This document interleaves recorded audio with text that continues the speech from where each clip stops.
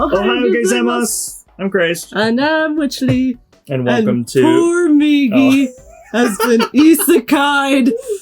We don't know when she's coming back. She is fighting for her life, everybody. Let's root for her. Yeah, let's do that. And this is... the Simpin podcast. Episode number Sanju Nanama. Wait, Dai Sanju Nanama. Which is 37. Yes. You can tell we're a little bit off kilter just because we don't have Migi with us. She keeps us on track, and she's currently... maybe she's a spider. We don't know. She's fighting for her life as a spider in a dungeon in a different world. Where did she go? Maybe she'll Narnia back one day and tell us all her tales of the land of Fuck Century Link. Fuck Century Link. That's the demon lord she is facing right now. So a quick update, if no one knows what we're talking about, is Migi has not had internet in over about a month now. About a month. So she has not got to catch up on many of the anime we've been watching and anything else that we've been watching with her. So she's kind of MIA at the moment, isekai'd, as Witchley puts it. So yeah, we realized we've been missing a golden opportunity. Yeah, you mentioned that the other day. I was like, oh, she got isekai'd. I was like, why didn't we just say it like that? That would have been perfect. She got isekai'd. So when we say isekai'd, that's what we mean right now. Yeah. And her internet is TBA. TBA. At the moment. She's fighting the demon lord. Fuck Century Link. She's fighting the demon lord Century Link. I think they've already defeated the demon lord, and now they are trying to find a new king to rule, and that might be Infinity or X-Infinity or whatever. X-Infinity. What is it? Infinity? Is it Xfinity? Xfinity, sorry. X-Infinity.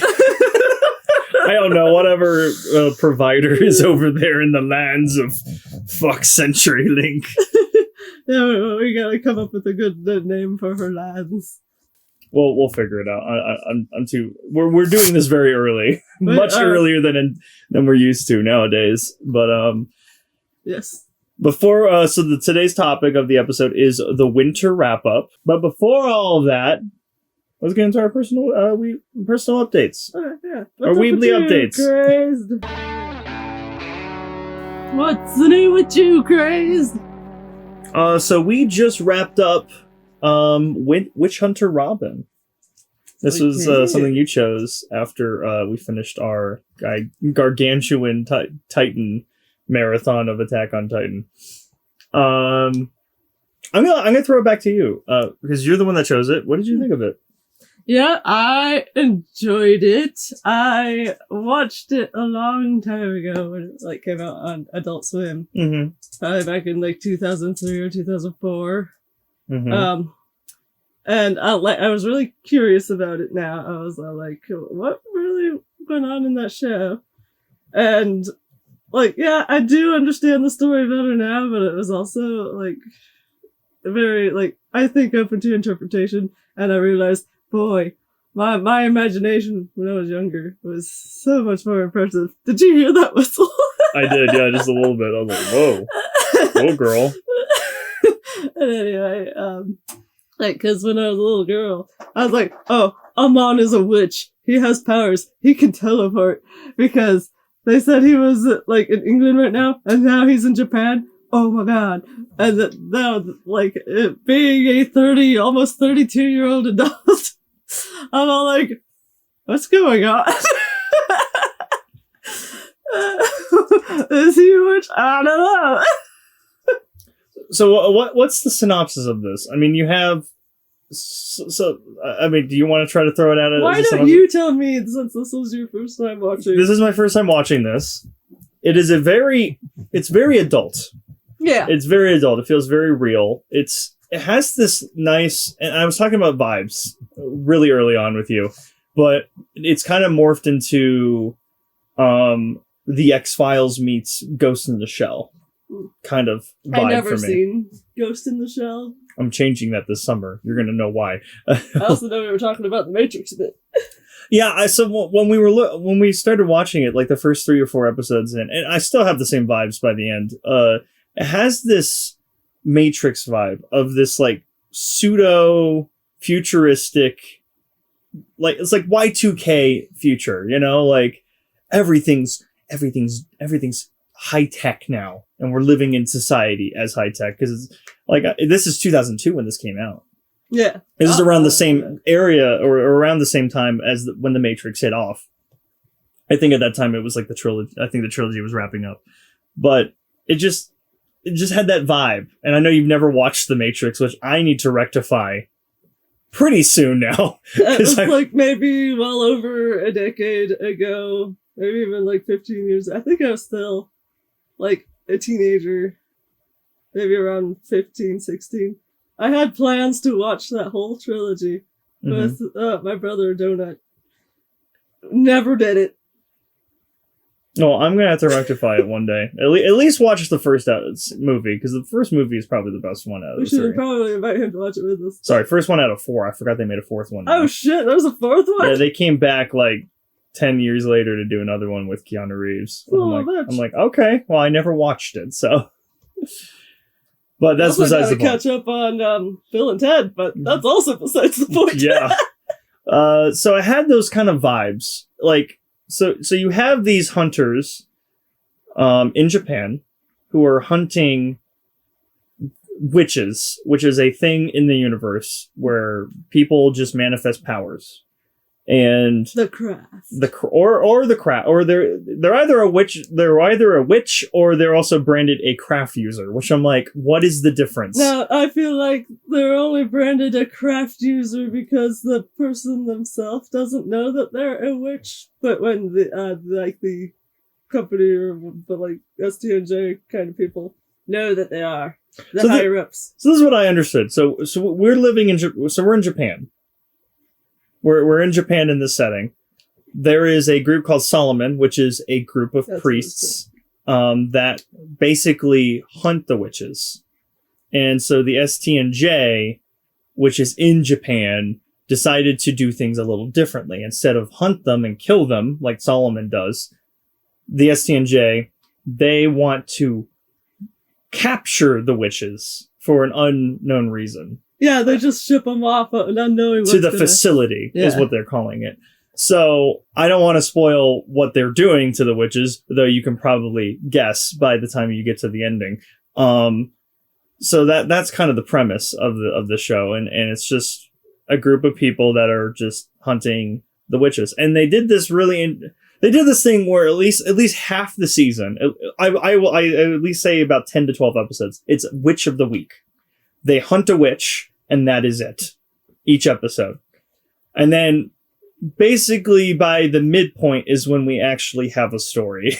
Yeah, once we get, like, to the old, like, I want to say Salem Witch, but she was probably older than that. The Old City arc, I would call that. Old City arc. Because that's when they meet the Old Witch. Yeah. That's, like, eternal, or whatever. Immortal, whatever. Yeah. That's when we shift over to an actual plot. So... I was okay with the Witch of the Week, but I was also getting kind of bored. I was like, okay, well, I'm liking the Witch of the Week stuff. I'm like, okay, this feels very X-File-esque. You know, like you have the Alien of the Week. That was what X-Files did. Yeah. You know, with a lingering plot as well. This one just did Witch of the Week. You know. Yeah. Which is cool. But I was like, I need direction, you know, like... I will argue that during the whole Witch of the Week section, it was, like, you see this change in, like, the company. Or at first, they're not very accepting of Robin. And, like, everybody sort of standoffish, like, no, don't do this, don't do that, you're blind. It's like them getting used to her and getting her used to them. And, like, they... help her along the way, oddly enough. Yeah. Because Aman, seeing how she can never hit a target, realizes, she needs glasses. Mm-hmm. And everybody else is like sort of cold to her at first, they warm up to her. So it's all about earning that trust and becoming a group, I think. See, I like that because it does build, because you get to know the people around her. You get to know Robin a bit more over time. Yeah. I don't know if the structure works that way. I don't know if we should always just like, I don't know if they should have done a halfway point, which of the week, you know, like 10, 12 episodes and then do another 12 where it's like, okay, now we have a story to tell. I don't know. It just didn't it didn't feel like it flowed well. Yeah. You can do both. What they were trying to do there. And I appreciate what they were trying to do there. Again, this is very early. This is a very early anime. This is like 2002. And it's an original story. And it's so maybe they didn't quite know where they were taking it at the beginning. I want to get to that because I like that it's an original thing because it's something I've never seen before, obviously, in anime. Yeah. But they leave this entire show on a cliffhanger. Yeah, I think they leave it open to interpretation. And I'm like, you guys didn't have a clear answer if you guys were only doing one season. Now, if I could get into a little spoilers, unless you don't want me to. No, you know what? This is a 20 plus. This is 30, almost 30. This is a 24-year-old anime. So go ahead. I'm going to put it spoilers up for this. Okay, we're going to talk about a little bit of Witch Hunter Robin. All right. By the end, I've interpreted it as, especially with the dialogue between like Robin and Amon. Which, like, she's like, oh, so you're going to be my watchdog or guard dog or something like that from now on. And he was like, basically, like, yeah, I am. I'm gonna be your husband. Ooh. They apparently had a bunch of sexual tension, which I didn't see, but I didn't notice that either. It just felt like a parenting, really. Yeah, I was like, if you read online, it's just a little weird. It's like, wow, people apparently saw a lot more than I did. But back on track after they say that, and then, of course, you only have, I forgot her name already, but she's coming out of the collapsing building, and she was like, oh, they died! But she has a smile on her face. It's like, yeah, Robin and Amon are on the run. And I think that's the thing that, like, in the past solidified that he is a teleporting witch. He teleported him and Robin other, and I'm like, why? I don't know. So I understand that it's like it left into interpretation, but if you're doing one season and never coming back to this, I was kind of invested. I was like, I kind of want to see Robin out of this. I want to see Amon's erratic behavior. He was all over the place. He was. Everyone was all over the place in this entire show. But I don't think I need what, like, the best example I can give is Lelouch from Code Geass. I don't know why I always go back to Lelouch. I feel like I've done that a couple times already. He's like your staple. He's the staple. I'm putting huge spoilers on Code Geass now. He dies at the end. Yeah. Or does he? Or does he? They leave that into interpretation. And that's a better way to do it. Mm-hmm. Yeah, that is actually. That was a better way to do it because you don't know. Yeah. Obviously, there's this whole grand scheme of him dying, but did he really die? I don't know. Was it all part of the plan? You'll never know. And it's just up into interpretation. That's why it's so brilliant. Them doing it with Witch Hunter Robin, it doesn't work. It doesn't work for me. Yeah. I'm sorry. Yeah. I feel like they really just threw that in there. They wanted to like end the show. It felt rushed at the end. Very rushed. Oh, yeah. Overall, I enjoyed the aesthetic of it. It's very adult, like I said. I don't get that a lot anymore. Like a very adult anime. And the closest I could give when I was growing up was Ghost in the Shell. I know you've never watched Ghost in the Shell. Again, we're changing that this summer with Saiyan Saru's The Ghost in the Shell. I'm so excited. And I can't wait. I'm so excited. And Monster's another one I watched that's very adult as well. So this kind of gives me this, and those are very old anime too, that is kind of in vein of Witch Hunter Robin. So overall, I really enjoyed it. I love the premise of the hunting. Getting thrown into this world of witches. I wanted to know more of like, why do witches exist? What is the purpose of witches? They just exist and people are basically subjugating them, basically hunting them down. I mean, you could see throughout history that people have always hunted witches. There's a whole book that you can still read today that some asshole wrote about how you must destroy witches. It's like from like the 1600s or older. I don't know. It's called like the Witch's Hammer or something. So, yeah. Okay. So that's the thing that really put the prejudice of witches in people's minds. Maybe I think they even reference the Blair Witch Trials or something in the show. Blair Witch Trials. It's not the Blair Witch Trials, the Witch Trials or something. Sorry. Yeah, that definitely talked about Salem, and I think the Salem Witch Trials. That's what I meant to say, not the Blair Witch Trials. I'm sorry. It's early. Yeah, I've only had a couple sips of coffee, and I'm not making a lot of sense. Yeah, so I don't mind getting thrown into a world. I usually love that, especially in other anime, where they just kind of throw you in. It's like you have to learn as this character is going through this situation, and it works when you have good writing, and direction. I just feel like this show didn't have that direction. Obviously you could see that with the Witch of the Week, and then halfway point is like, okay, here's story.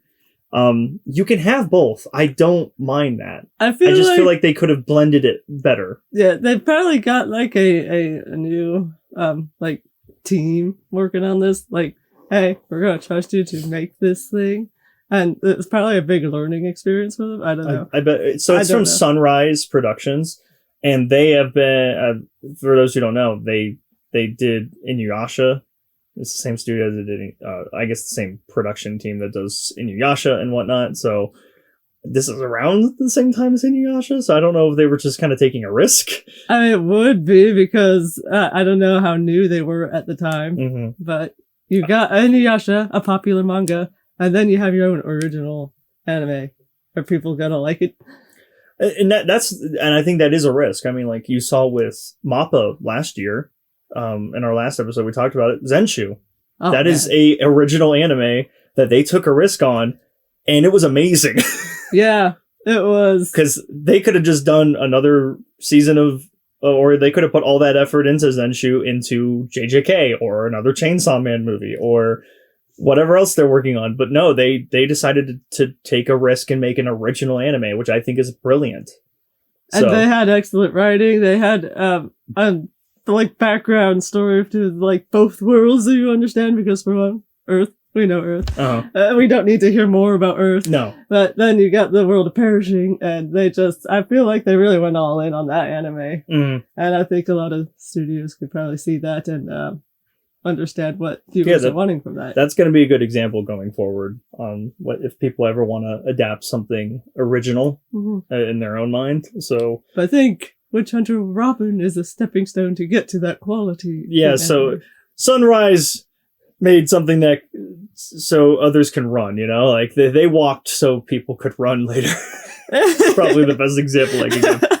Does that make sense? Yeah. Okay. Overall, I enjoyed it. The ending fell flat for me. Yeah, me too. But overall, I enjoyed it. Thank you for picking it, Witchley. You betcha. I did enjoy it. We watched it really quickly too, because I really was engrossed. Yeah, I can tell when you actually like one of my picks because we actually watch it in a timely manner instead of stretching it out over 6 months. Okay, well, to be fair, you chose Inuyasha, a 8-season. Yeah, but when it 4 movies. When it takes like 4 weeks to watch 3 episodes. Whose issue is that? Partly mine, but you can... Partly yours. It's all yours. So that is our Witch Hunter Robin watch thing that we did. Currently right now, I haven't chosen anything except we were kind of... Donut, who is a special guest on the show, is kind of like hammered like his Yuri love for some shows, and he's like, you gotta watch... There's no freaking way I'll fall in love with you unless... And we did talk about this way back when. Yeah, was it like our spring or summer lineup last year? Something like that. I think it was summer. Okay. I think it was summer or spring, of last year. We did watch a couple episodes, though this is a peculiar anime because it was released only on YouTube. Yeah. Which is fine. There's nothing wrong with that. It's just that their thumbnails kept saying weekly release, like they were only going to show it once, and that was it. And I'm like, well, we kind of fell behind. and I was worried we weren't going to catch up. So I don't think they said weekly release. I think they said for 1 week only. Yeah, on the thumbnail it said like limited 1 week only or something like that. And I was like, oh shit, we need to watch these. And I'm not saying it felt like homework. Well, when you feel like you have a time limit to watch something, it starts feeling like homework, no matter how enjoyable the And we watched like the first 2 episodes, and I enjoyed them. They were great. We had other anime at the time. We weren't catching up to stuff. Plus, in the nicer weather, we tend to go out more. Exactly. So we kind of fell flat on it, and then it released, and it was like, I think it was 12 episodes or so, 13. Yeah. And then that was it. It was over. And I was like, okay, well, we're not going to come back to this because it's over. And we missed it. And we missed it. But apparently not. It's been up this whole time. And they just released a like 6.5 hour compilation, or not compilation, but like a marathon of the whole thing. Yeah, you can watch it all in one video on YouTube right now. Apparently until May 6th, 2026. So right now, Donut he watched it all and he's like, you guys gotta watch this. And I was like, okay, you know what? You don't usually recommend anime a lot. I'm gonna take this one. And we're watching it right now. We're about halfway through it. Oh yeah, really enjoying it. It's really good. That's really, really good. For those who don't know, it's Renako. Roniko? That's the main girl. So you got your standard girl who is trying to fit in. She's a very introvert and trying to be extrovert. Mm-hmm. And she's with a group of very skilled and beautiful women in her school, and she gets to know them more, and they fall in love with her. But she doesn't want love; she wants friends, and only friends. And so all these girls are it's basically a harem at this point, and I'm like, oh Jesus, she's two-timing everybody here. So I really like how they set this harem up though, because you got her, like, of course, the one gal sort of in love with her from the get-go. Mai. Yeah. Then you got the second girl. Satsuki, I think. Yeah, who was jealous because she's in love with Mai. She was jealous of her, and but she was also upset with Mai and wanted to hurt her. So she got together with Renako and plotted like a 2-week dating thing. And I think she sort of grew feelings for her in that time. And how could you not when you're in a situation like that? And then you have the third girl. I think it's Rena or Ajisai. Who, yeah, like Aji-san or something like that. But like who Renako accidentally confesses her love to. I don't think she realized what she did, but I feel like the girl was all like, oh, swooned over that, and has been infatuated ever since. And then there is a fourth girl, and I was talking to Donut last night about it. I was like, there's this fourth girl that they basically rent a girlfriend. Yeah. And you have not seen hardly in the show, maybe like 5 scenes. And I'm like, I don't think I'm going to be as emotionally invested into this last girl like the other 3 I have been, at least at this point. And he's like, oh, they added 5 more episodes, or 4 or 5 more episodes, like an OVA so instead special. Of like 12 episodes, it's now 17, I believe. Yeah, it's 17 now. They did like an extra 4 or 5 episodes right now where they're like, oh, they cover that. I was like, oh, okay, that's good, because I was worried that they were going to rent a girlfriend. This entire girl that's in their group that basically is non-existent at this point, like just right, she's just there sometimes. So interested to see that. So yeah, we're halfway through that. We'll probably do a follow-up and wrap up on that one. So all right, that is everything I have to say about our personal weekly update. What about you? Oh, I could keep it short. I started watching this Chinese historical romance drama. On Netflix? On Netflix. What's it called?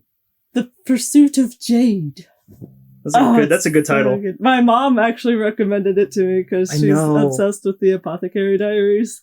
Because of Certain Someone. Because of it, yeah. But she's started watching it on YouTube until we gave her access to our Crunchyroll account so she could finally watch season 2 of Apothecary Diaries. But so she's been watching it on Netflix. Sorry, did I say YouTube? Said YouTube. Yeah, she's been watching Apothecary Diaries on Netflix, and then they recommended that show to her, and the way she sold it to me was like, I found the real life Jinchi. That was it? That's all you needed? That's all I needed. I'm like, okay, go on. Go on. And she was telling me about the show. And she was all like, oh my god. Well, give me the synopsis of it. Okay, so. Like, what's the best description that you can give me on? The best description is that you have these two orphan girls. One, of course, is old enough marrying age. Her younger sister is probably like 5 or 6 years old.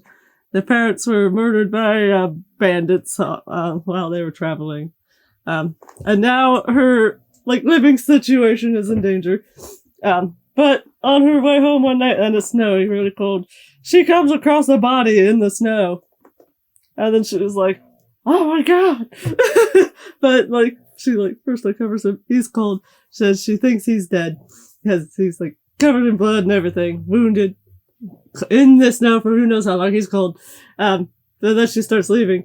And then she hears him move or breathe or something. Then she's like, oh shit, I should probably rescue him. And so she picks him up and realizes, oh, he's holding her hair stick. That she inherited from her mom. It must have fallen out of her hair and into his hand, but she took it as a sign that her mother's help this person. So she does. And I won't go into too much more details because that's gonna be spoilers. Mm-hmm. But it's a really cute romance. They get really early on into this. Hey, I need to marry in order to keep my house. Will you marry me and help me? And he does. So it's like a fake marriage thing. It's like a fake marriage thing, but I think they're totally falling in love. It's so cute. Mm. So with the Chinese and Korean dramas as such, or Japanese ones as well, they're an hour long, episodes. Yeah, these ones are around 45 minutes long. Okay, that's a good stomach. As long. But this is a 40 episode series. Yeah. Which is kind of crazy because what we've watched limited time series, which is maybe 10 to 16 episodes. Mm-hmm. And those are about over an hour long. So you can kind of, you're watching a saga right now. Yeah, so and the crazy thing is they were releasing an episode a day. They did that with Bon Appetit. I remember that. Oh, was it a day? They were doing that daily. We never got to finish watching that one, so I might try to watch that one next. Okay. But that one is pretty long, and I don't have that much time in the mornings unless I want to completely abandon my work and priorities. But yeah, no, it's good. It's cute. I recommend. And yes, he is the real life Jinchi. Okay. Well, Pursuit of Jade over on Netflix. Check it out. So, is that it for your weekly update? Yeah. Okay. Well, then let's get into the news. We got a little bit of news. Wit Studio caught using AI art on their recent anime that's coming out during the spring lineup. It is Ascendance of a Bookworm. They actually took over the previous studio that did the first 3 seasons, and they have been working on the 4th season right now. A couple episodes have already come out, but the first episode of Ascendance of a Bookworm season 4, people noticed in the intro to the anime, it is the background art, not just the background art, is using AI.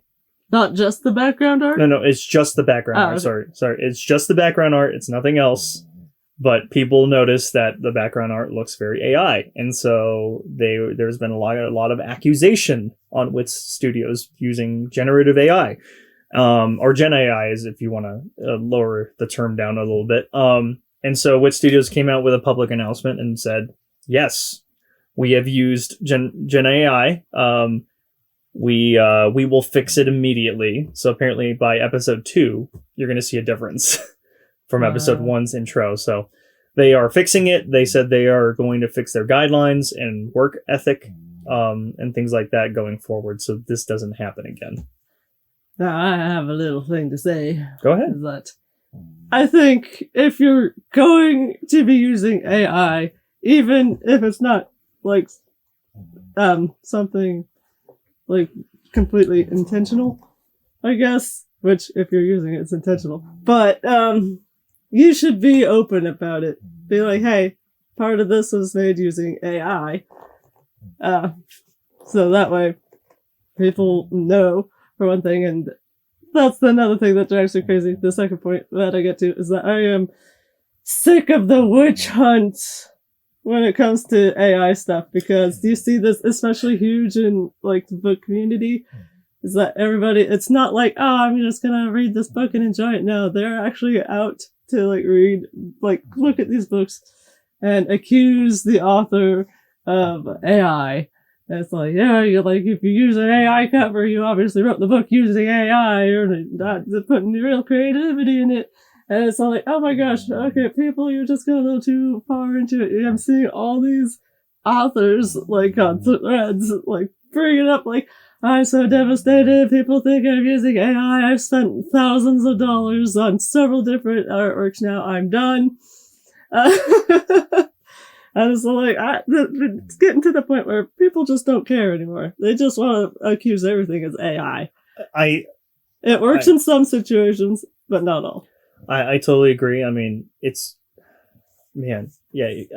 think you nailed it home with the witch hunt. I mean, everyone's witch hunting now with AI.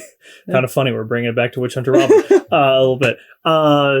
Yeah, I mean, I'm noticing that more and more, especially in video games. Like, for instance, Crimson Peak, which is, it's not Crimson, sorry. Crimson Desert. Crimson Desert, which is a new release that came out into the wild. Somebody found one piece of artwork that is hanging as a portrait on somebody's wall in the game, and it's using AI. Mm-hmm. And they had to call out Pearl Abyss, which is the studio that made the game, and they're like, yeah, we used it as an asset, and we were supposed to remove it before release, and we will fix it. Like, wow. If nobody called you out on it, then you would have kept it in. You would have kept it in. So it's true, but I have to blame both sides here, not just one side blaming, of course. But if you're using it, you're using it, and at some point the buck has to stop somewhere. You have to blame somebody, and somebody at Wit Studios is to blame for doing this, because how did that get through the intro to an anime? How did that get through? Now I could see them using it as a placeholder in production to see what the final thing is going to look like. And that is totally fine, but then that's their excuse after they've been accused. Yeah. It's like, if you wanted to use it as a placeholder, then you would have fixed it before launch. And if you didn't have the budget to actually fix it, then you should be upfront about it right away. And they should have the budget. This is Wit Studios. This is the studio that made Attack on Titan, Vinland Saga, Spy Family. But think about it this way. They are also a corporation of sorts. Mm-hmm. They are going to try to save money wherever they can. Yeah, it's the bottom dollar, Yeah. So I'm just playing devil's advocate. I know I'm witch hunting at the moment. Yes, we can't keep, I know we can keep blaming people. Like you saying, everyone's getting accused all the time, but when you get caught, like this situation with Wit Studio, it's one thing. I understand with a book cover, it's another. Like, a lot of people are just, they don't know what everyone said, whenever somebody's looking at something nowadays, in the past year and a half now, has been like, that's AI. I'm like, no, it's not. Yeah. Now, if it's like... And then you have to prove it. Yeah. Unfortunately, a lot of big publishing companies are using AI covers. It doesn't surprise me. Yeah. That's just lazy. It's like, are you just going to, like, say, write off a book just because they're using an AI cover? Is when it's probably, if it's a big publisher, it's not the author's fault. I can see the blame. And I'm not blaming an author for, I mean, if you're working with a publisher, that's another thing entirely. They're the one that's controlling what you're doing at that point. Yeah. Depending on the situation. I don't know. Every client is probably different with a book publishing. I've never published a book. I know you've published books, but you did that independently. So yeah. All my book covers up until this one I'm currently writing have either been drawn by me or you. Yeah. So we're just in this day of age where people are just going to point the finger. Oh yeah.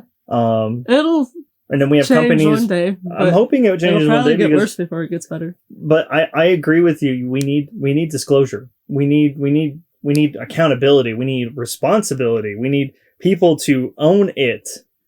Because if you're scared that you're using it, and you're still using it, and then you get blamed, and then you're like, oh no, we didn't mean to use it. I've lost a little bit of credibility with studios here, just because it's like, over the whole AI thing. Yeah, I'm like, if you're going to use it, then say you're using it. Don't get caught and then saying, oh, we didn't mean to use it, or it was a placeholder. I'm like, if we didn't notice, you would have kept it. Yeah, yes, they would have. And you would have saved tons of money probably doing it. Now they're remaking the entire intro again. All the background art is different, I hear, in the next episode. So for episode 1, it will be different to episode 2. Seeing like the AI versus the real human version. I will find it so you and I can watch the difference, like shot for shot. It'll be interesting. But that'll be interesting. I'm a little disappointed with studios, as you can tell. Right. I'm somebody has to be blamed, and hopefully going forward they know the mistakes that they did, and hopefully things change, because they make great shit. They make great shit, and we'll be talking about next week. There is some great anime we are currently watching that is with studios, and I've cried. You've cried to them, so that's it. All right. Do you want me to do my other one? Yeah. So see how we're 40 minutes into this episode. You know what? It is what it is. Doki Doki Literature Club is removed from the Google Play Store after 9 years for breaching their terms of service for sensitive themes. I have beef with this as well, because you've had it on there for 9 years. Yeah, since People 2017. are starting to get too sensitive about things. It's like they have ratings for a reason. Yeah. And if you're not going to allow certain things on your platform anymore, I don't think it's fair to just like kick off certain things that have been on there for years. I think instead of doing that, you should definitely re-rate it, maybe? I don't know. Or have a new rating system? You should make the ratings more clear and, like, I don't know, have an extra step when purchasing it saying, hey, by clicking this button, you authorize that you are of a certain age and can get this thing. So I don't know. But it's like, I understand violence and everything. Not cool. But Doki Doki. It's a fucked up visual novel. Mm-hmm. Anybody. Spoilers alert. I mean, this is kind of like a spoiler. I'm pretty sure most people know. Yeah. So I don't know how it works with mobile, but there is a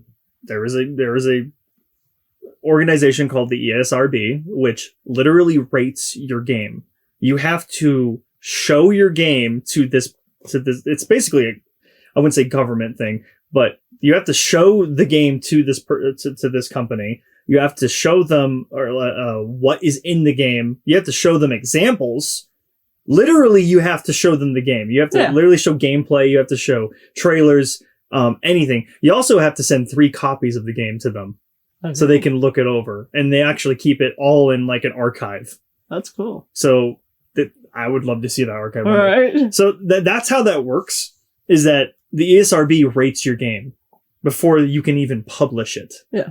And so that's how it works. I don't know how is it different with mobile than releasing it, into the wild, into a console or a PC? I mean, everything's almost digital nowadays, so why wouldn't it be the same thing? Right. So I'm surprised that the ESRB, whatever rating Doki Doki is, I'm assuming it's rated M at this point because of sensitive themes. You look it up, but I'm just surprised that rating, and then you publishing it over on Google Play Store, which is a mobile front for a bunch of stuff. I don't know what's on there. I don't play mobile games. That they broke terms of service for it having sensitive themes. I'm like, is that not already on the ESRB rating? I'm just surprised, is all. So I don't know who's to blame here. Is it Serenity Forge, who published the game? It's M for mature. See, so it's M.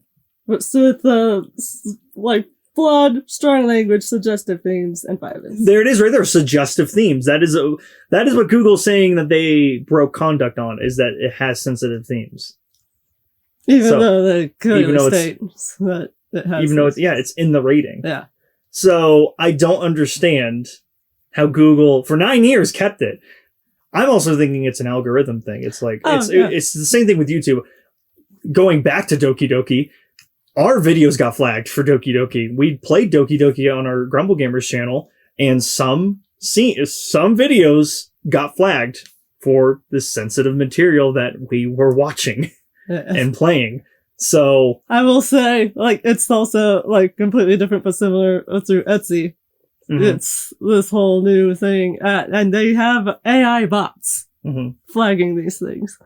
They almost took down my entire Etsy shop for having the word amber, because I make bath bombs. I describe the scent so people know what they're getting. Amber, that's a cursed word on Etsy. They've taken down so many of my listings, and they're like, anymore, and we're going to close your shop. And I'm like, but I'm not selling actual amber. It's a scent. So I had to change everything. It's a bitch. So it's just AI. Yeah. Going back to AI. It's going back to AI using these bots and these companies that are just like flagging this stuff. I don't know. Again, I don't know if Google Play Store is doing that. It sounds like it's what it's doing, because I'm like, how is it up there? Everybody's doing it these days. Or like you said, everyone is too sensitive to stuff, quote unquote. You know, everyone just can't handle it. Right. And I'm like, seriously? You should know what you're buying, first of all. That's what the ratings are for. Right? Like, they tell you what. Like, I'm not going to buy I'm not going to buy my 4-year-old son GTA 6, you know, that comes out because it is rated M for a 4-year-old. I'm not going to do that. Yeah. As an example. I'm just saying. So, on to your news, Witchley. Yes. Now, this is old news now. But K-pop Demon Hunters is collaborating with McDonald's, and it is delicious. Yeah, we've had it twice. Yeah, so we had the like Huntrix wheel like twice, and then we had the Saja Boy breakfast once. And what'd you think of them? They're good. I like the spiciness. So, funny story. My favorite sauce out of the two sauces is the demon sauce. It's like purple. It's purple, my favorite color for one. And it has like this horseradish kind of flavor to it. I think it's so good. I gave my extra one of each sauces to Donut. Yeah. And he tried them. And he said he couldn't taste the demon sauce. Huh, interesting. I could taste it. Yeah. So. He says there was a kick, but there was no flavor. And I was like, what? Well, they also had the ramyeon fries. This is the coolest thing that they've been doing. The last time they did this was the Grinch meal for Christmas. Had to be the best fries I've ever had. So they have this thing where you get a bag. They give you a bag, and you put the fries in there, and then you put the seasoning in it, and you shake it up, and then you eat it. They did this with the Grinch meal back in Christmas time last year, and it was really good. It wasn't like pickle. Yeah. Pickle garlic or something? God, yeah. Was it pickle garlic? I don't know. Whatever it was freaking delicious. And then this one's ramyeon, which is kind of like a Korean seasoning. Oh yeah, it's all Korean flavors. Yeah, so really good. Yeah. I want to get the fries again because I really like fries. Yeah. Because as soon as this thing ends, you know, people are gonna probably try to sell the ramyeon. Right. Like packets and everything separately. I have an extra packet. Yeah, you keep that. I know. I want to try it on the chicken one day. You should. I heard some people were like, yeah, put the chicken in the bag and do the same thing. I was like, interesting. Okay. Yeah. So, just K-pop going to McDonald's. It's really good. And then you get like the collectible cards. Yes. You already got a bunch of Sajo ones. I got a couple Saja ones and one Huntrix one. They gave us Saja Boy cards in our last Huntrix meal. Which you're fine they with. Probably ran out of the Huntrix cards. I am totally fine with the Saja Boys. They're my favorites. But we keep getting duplicates. So, we both keep getting the same one, which I'm like, wow, you think you would have different ones. Yeah. I'm more than happy to give you mine, but they just keep duplicating it. And I'm like, I guess I'll just keep it. Whatever. May as well. Whatever works. I don't need no doubles. Yeah, you're good. So, yep, that's the situation on that one. Alright, and then my second bit of news is Steel Ball Run is coming back in fall 2026 for a weekly run. They heard their fans cry They heard and us. threats and demands. Would you like to read the Netflix post that they said? Okay, yeah, I'll read it. Thank you for all the incredible support for Steel Ball Run JoJo's Bizarre Adventure. The series is currently in production and will be available for everyone to enjoy. We are planning a split core release across the entire run of episodes. The next core, second stage, will begin streaming in fall 2026 on Netflix, with one new episode released each week. This release schedule is part of our original plan and reflects the wishes of the production committee. Your passion and enthusiasm mean a great deal to everyone involved in the preparation. We appreciate your patience and continued support as we work to bring you the second stage. Incredible support. Thank you for your incredible support. I don't think it was incredible support. I think it was a lot of backlash. There was a lot of backlash and a lot of hate on BTS. If you notice that. Yeah, so anytime Netflix posted anything, if you guys don't know, there was a JoJo basically flood of comments on anything they would post that's not Steel Ball Run. They realized they acquired a dangerous. Yeah. Dude, the JoJo committee is insane, okay? Committee. Like, when JoJo first came out, that's how I saw all the memes. Like, all the memes, like, even the outro meme was a thing that was beat to death. Yeah. Roundabout. That was the song.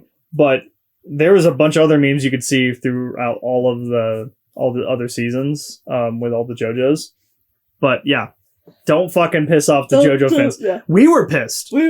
However, I think it would have been so funny if we had done like an episode, and it would have to be like visual that we would read it out loud too. But reading people's comments, there was one that I love so much where it's not like, I don't have Netflix, but I want to get mad too. I want to join the cause. Is that correct? Yeah, it's just. Don't piss off JoJo fans, and that's what happened. I mean, we were very pissed off when first stage came out. And we were expecting like a 12-episode run or something. Yeah, but no, we got one episode, and then they said, we'll see you again in 2026, and I'm like, what? And we were right. We said fall. Mm-hmm. We were just throwing that out there, and it's fall. And I'm like, oh no. But at least we're getting a weekly episodes instead of just 140 some odd minute episode. That's I think they listened, even though they said that's their original plan. Bullshit. I'm sure something changed. I believe it was the committee's original plan, but Netflix was probably like, no, we're doing specials. I think how they've handled JoJo has been very poor.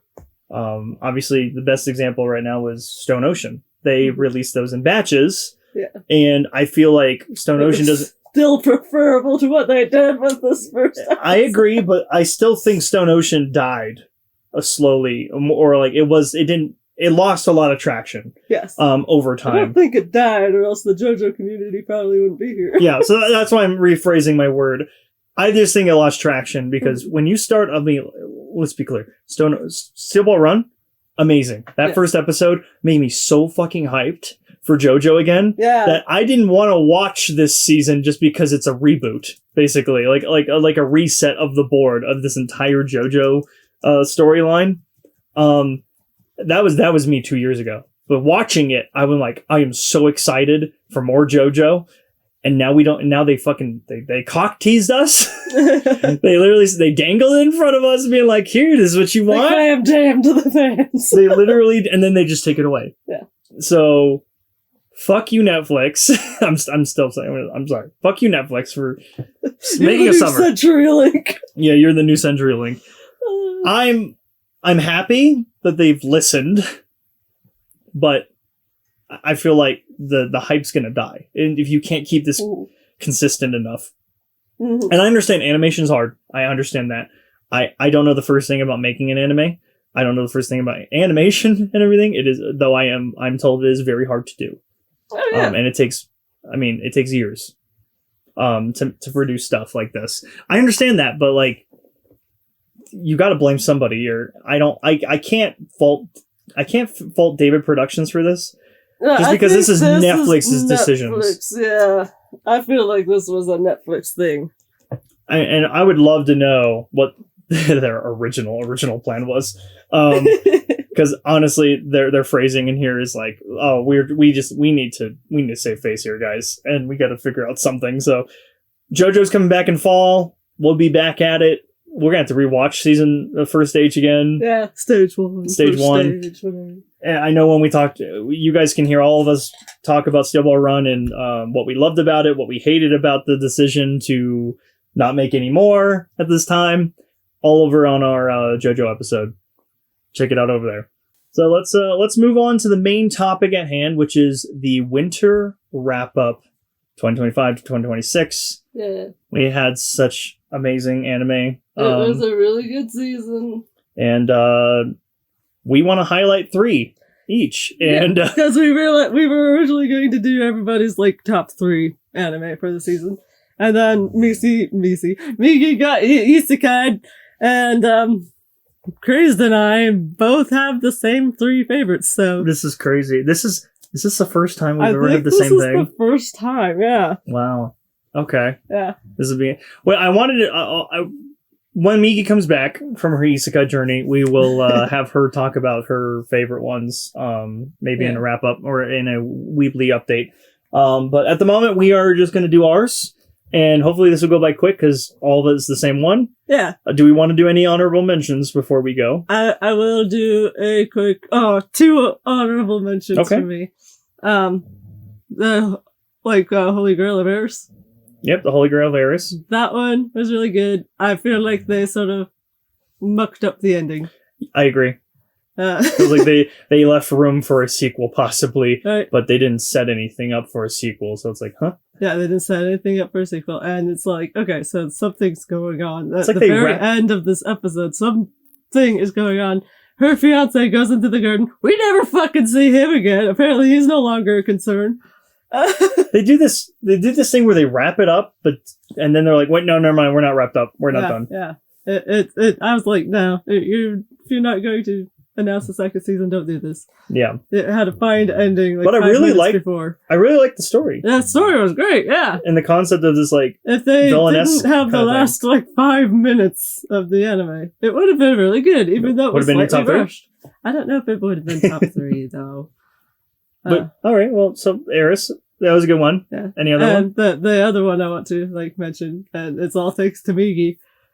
There's an isekai bean counter. Isekai office worker. Yeah. That one was really good. I really enjoyed that one. I was quite surprised when she chose that one, and we ate the whole thing up. So I love the boy love in there. I love the whole story. It's an interesting isekai. Like, I know I shit on isekai a lot, and a lot of people. This one's a good isekai because the fact that they are isekai is an important part of the story. Yeah, and why he has magic sickness. I know. I loved. I mean, I didn't love him getting sick and almost dying, but something like that feels like it would totally happen, right? Yeah, because like you're in a fantasy world where you're from Earth, and you get isekai'd obviously to another world, and obviously this whole world is just imbued with magic, and they never, in any other isekai, they never establish like, oh, magic exists in the world, and you're new, and now you have magic. No, you don't.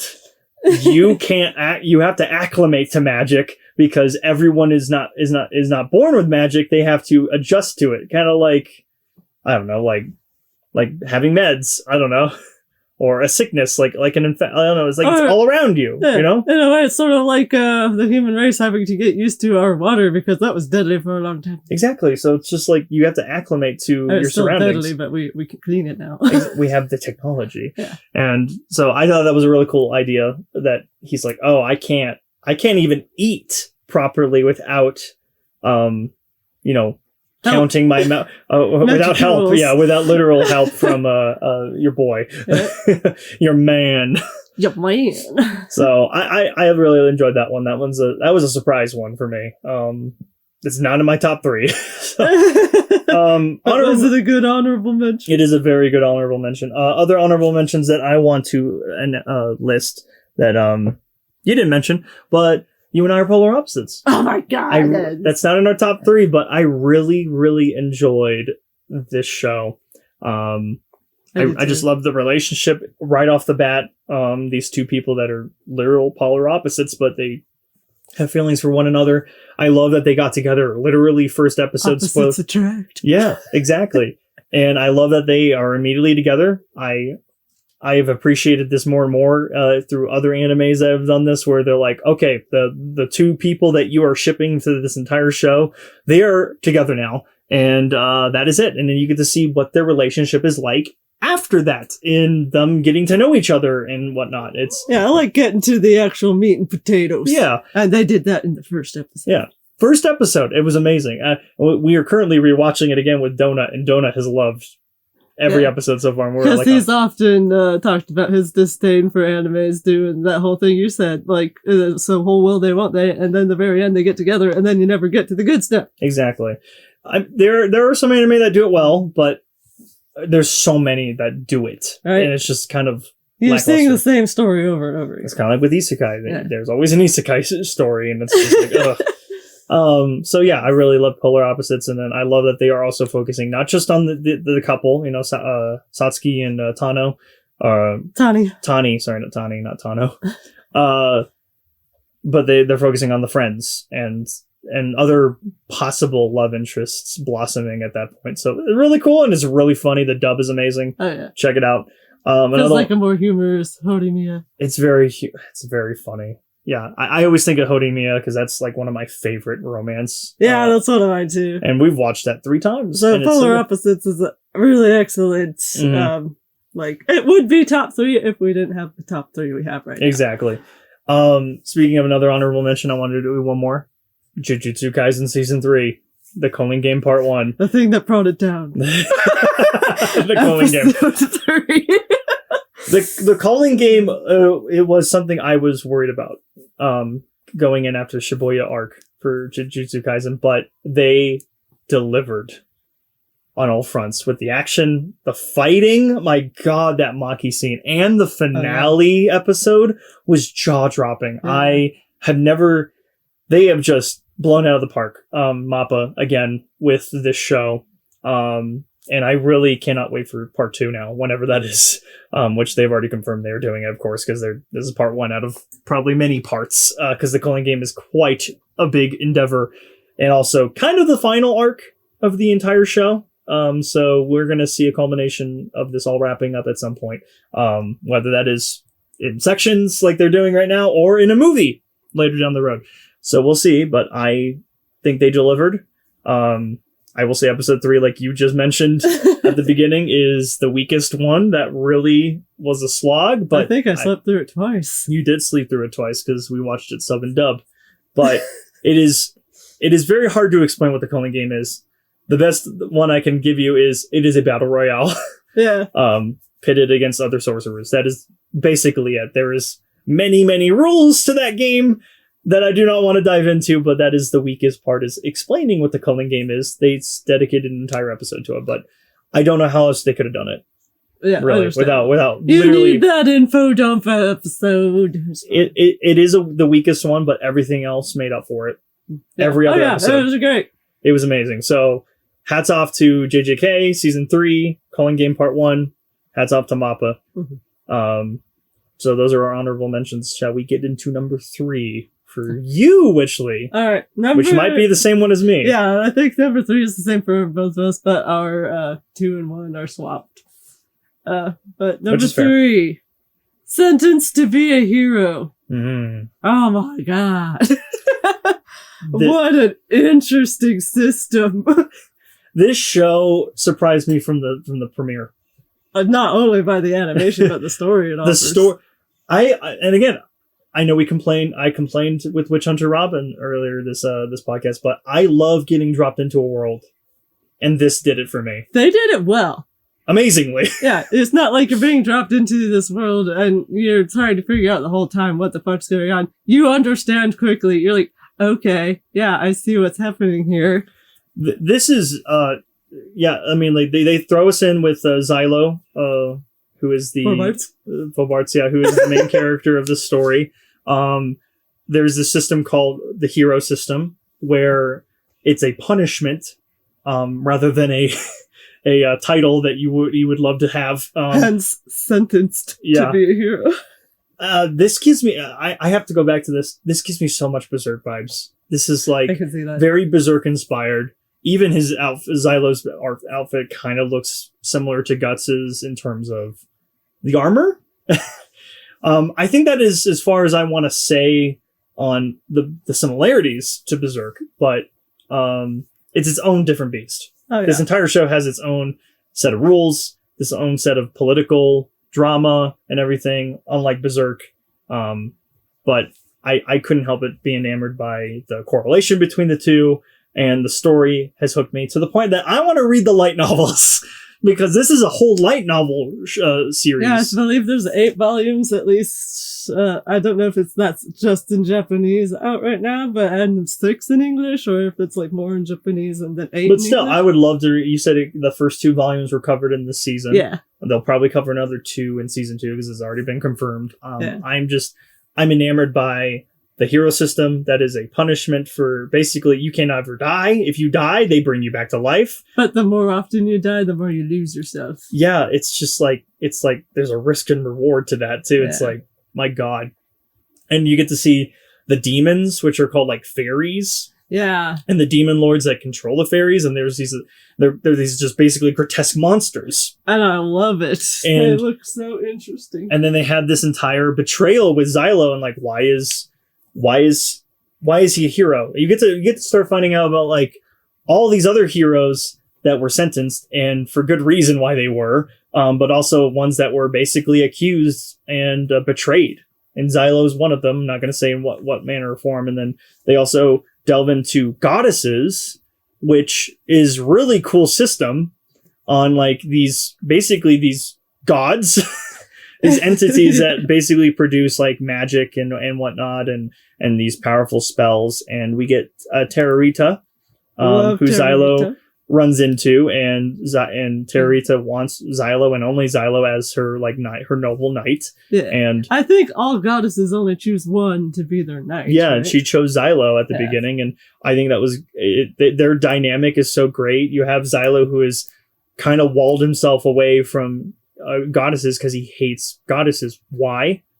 Watch the show. I'm not going to spoil that. But you see these walls coming down because of Terrorita, who just wants to prove herself, along at the same time get praise.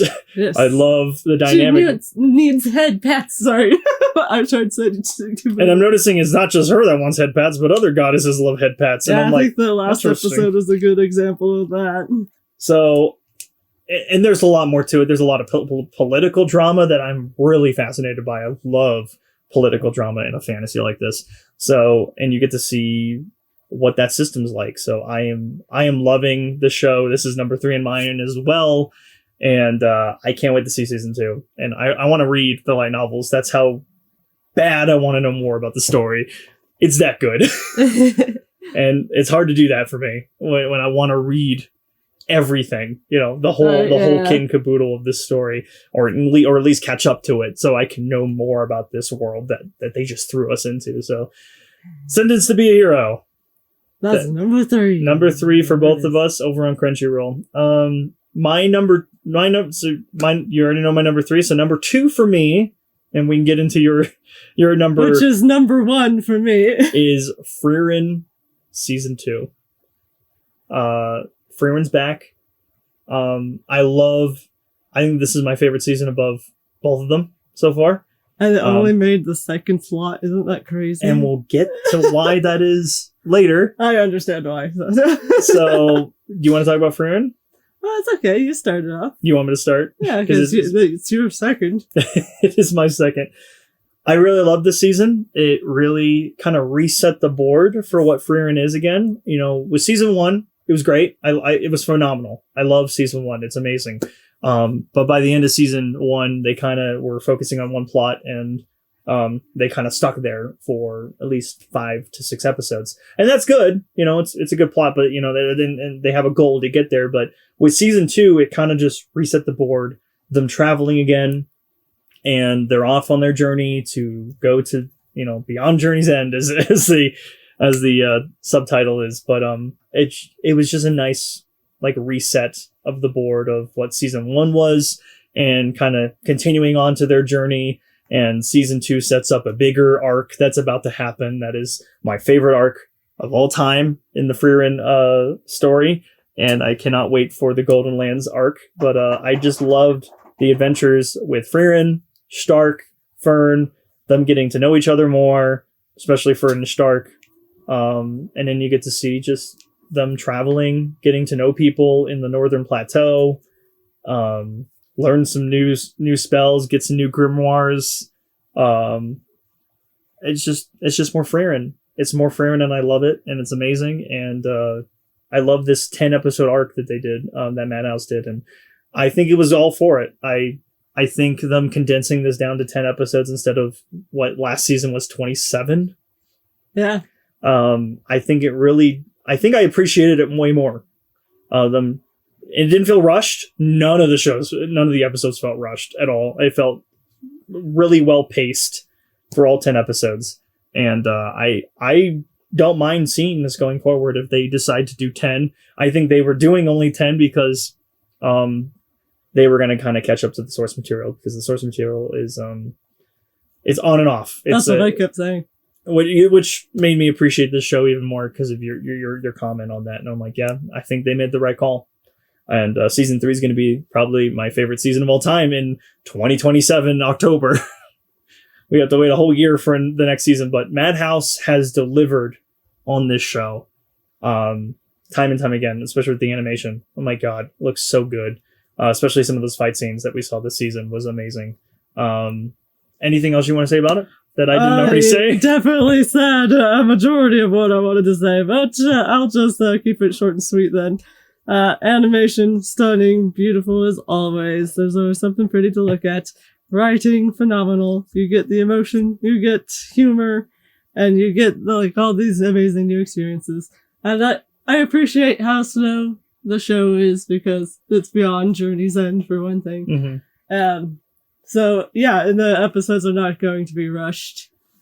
And yeah, back to the animation wise, we got probably the most beautiful episode I've ever seen in all of anime in this season, where they're fighting the Divine Revolte. Yeah. They're fighting him, so yeah, very beautiful. I like seeing Stark and Fern's relationship like evolving, because in the first season they were still more childish and they butted heads more, and now they're getting too older and Fern's like, I need more attention. I love when she's like, give me attention. And Stark is still a little too young on that front mentally, needs Frieren's help, and yeah, so you can see that they're growing, they're evolving. And you can tell that, like, Fern really cares for Stark. She's always, like, shielding him and, like, saving him from falling to his death. All three of them work well together. They all work well together. And I love seeing this dynamic shift from, like, at the beginning of the first season, you see Fern and Frieren. Like, Frieren is more of a teacher kind of figure, authoritative figure. And then it shifts to the point where Fern is like a mother figure for Frieren. And that's all just wonderful. Yeah. Yeah, I love what you said about the slow burn. There's something about this show that just does it really well, especially with season 1. That slow burn, just traveling. Yeah. And just kind of like traveling of the week, you know? Is kind of what we kind of went through with this season. The little adventures along the way. And it's like almost like 2 stories in one episode. Usually it's like, oh, we're here and then we're here. Honestly, you don't need like a full 24 minutes on like just hunting dragons. Yeah, and they also do a brilliant job with just passing of time. Like you see there's moments in their journey, especially in this season, where they're like, oh, we cannot go any further until the roads are clear or the weather changes. So they spend pretty much 3 to 4 months in an area at a time. But which the montage also explains why it takes 10 years to get exactly. It's not like they can just keep walking. It's like, no, this is a journey. This is a 10-year journey, like you said. It's you see like a whole montage of them just living their life in an area for at least a few months. and they do it brilliantly. Yeah. Like they don't stretch it out any longer than they need to. It's like, okay, you don't need to see 3 months of them. You don't need to see 14 more episodes of them just staying here for 3 months. Right, you see the wonderful 5 montage shots of like Freeren's grimoire collection growing. Her hoarding habits. Them eating delicious looking foods. Freeren's chaotic sleeping. I know they do a brilliant job with the time of like the passage of time. Yeah, and it doesn't seem like obviously it's not like years; it's just months. And yeah, really good on that front. A well lived in world, and they captured that beautifully. Exactly. So it's number 1 for you. Yep. It's number 2 for me. What's your number 2? That's my number 1. Journal with Witch. That is a very beautiful story dealing with grief, loss, and yes, not everybody handles grief the same way. Not everybody loves the same people. And I think this story really captured that beautifully. I know you're very passionate about this story, so I am going to give the reins to you because I feel like I see you tearing up already. I feel like you probably should talk this out. No, I want you to talk about it a little bit more. I don't want to steal your thunder. Talk about it. No, I mean, like, it's fine. Like, it's fine. No, I meant you stealing my thunder. I meant you stealing my thunder. My God. That's fine. I'll let you have this. It's fine. No, the anime itself is beautiful. Animation wise, stunning. Writing, it's great. You found so much you could relate to in this, and like I've dealt with loss in my life too, but never with like a parent and whatnot. So it was interesting seeing like your reaction. Like we kept pausing the show throughout, when we watched it, and I was just talking, kind of basically opening up to you even more. I mean, I've opened up to you, but not to this scale. I don't know why this did it for me. Just talking about my dad, who passed away over 15 years ago at this point now. And this show is... more people need to watch this show. That's why it's my number 1. It's not because of like I need more people to watch the show. It's just that this really struck a chord with me. It really opened up a lot of emotions that I didn't know I was I wouldn't say hiding, but like I was bottling up because like you said, everyone processes grief differently. You have this girl named Asa, who lost her parents, 2 of them in a car accident, and she's 14 now, 14, 15. She's like 15. She's about to go to high school. She's about to finish up middle school and go to high school, and this tragedy happens, and she doesn't know how to take it. She doesn't know how to process this, and at the same time, she is trying to figure out what she's going to do next with her life. It happens like at the worst time in anybody's life. Yeah, especially when you're a teenager. And that's what happened to me. I think I was 13 when my dad passed away, and I was in that middle zone between middle school to high school. Like I was about to go to high school like in another year. So there was a lot of emotions that was coming up with me in this show with Asa. And her aunt takes her in. And you get to see what that relationship's like, because you have this aunt who has basically been estranged from her entire life. Because she does not like her family. She does not like her sister, who just passed away. She has no feelings whatsoever about their passing. And you get to explore that a little bit. It definitely does focus on Asa the most in this show, but you do get to see her aunt and her kind of guiding Asa a bit. Not in any way. She's kind of like hands-off approach. So, yeah, the aunt never wanted children, I believe. Yeah. And now she has this teenage girl who she's going to finish sort of raising.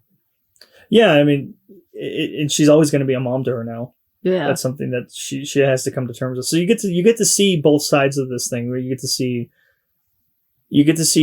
her aunt and what her life is like. She's a writer. Mm-hmm. why does she write? Why did she not like her sister? You get to kind of see that throughout the whole thing, but it does focus on Asa the most, on her dealing with grief, her and what's that like. And there is moments in this show that really got me about halfway through where she finally kind of comes to terms with the fact that her parents are gone. It takes several episodes. It almost takes almost a year for her to finally just kind of admit it. You can see that, like, especially early on, it felt like unreal to her. That's exactly how I felt with my dad. Like, he's just gone. Like, he was here the next and gone, gone. See one moment, gone the next. Yeah, it's hard to believe. And it's exactly the feelings I felt that she was going through at the same time. This is more personal to me, I know. And it's a more of a personal take on this show for me, that it really hit me really hard. And I loved every moment of it. You get to see her it's a coming of age story. She's still trying to find herself in this world and what she wants to do, and does she want to stand out. And I think the messaging by the very end is what Journal with Witch is all about. With the title of this is like, especially by the end, with Asa kind of wanting to stand out, be out of the norm, is kind of what I am interpreting what Journal with Witch is about.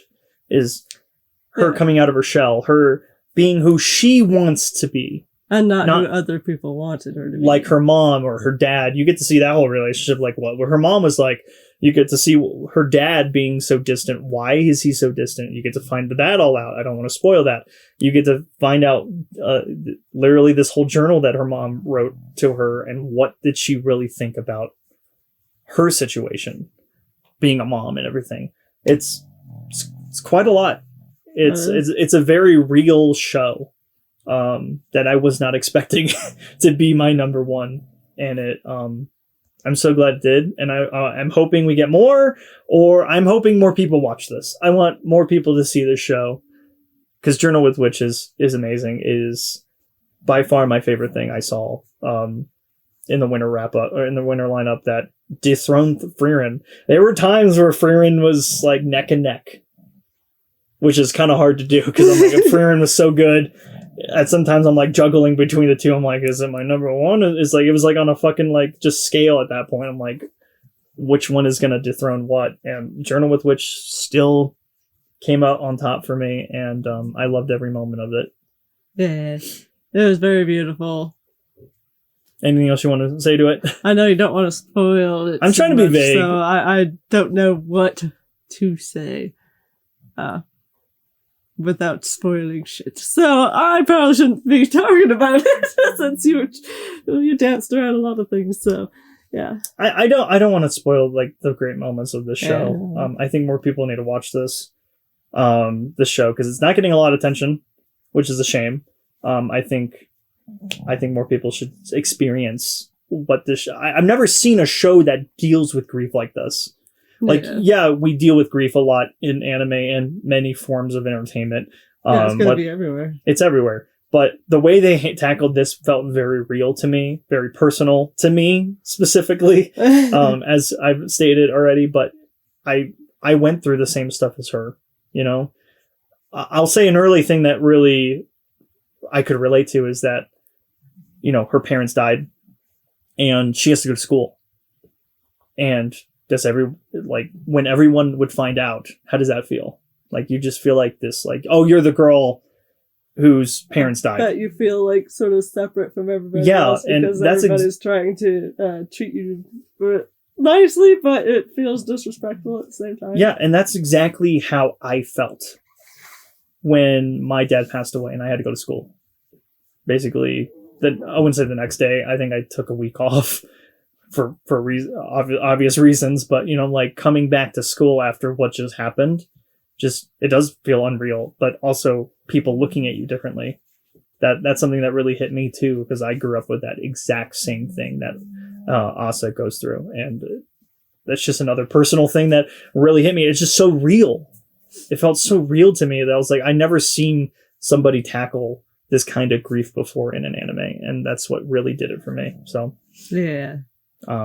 I think it's a beautiful story, and I do think it's worthy of being number one. Yeah. In my book. It was just fine for you. Hey, I said that about you stealing my thunder. I know, I'm just joking. But so that was my number one. That was your number two. Yes. All of these are on Crunchyroll, by the way. Freyrin, Crunchyroll, Send Us Be Hero, Crunchyroll, and Journal with Witch on Crunchyroll. That is it for our winter wrap up. If there's any honorable mentions, or if you guys have anything to say about any of the anime we talked about today, let us know down in the comments below.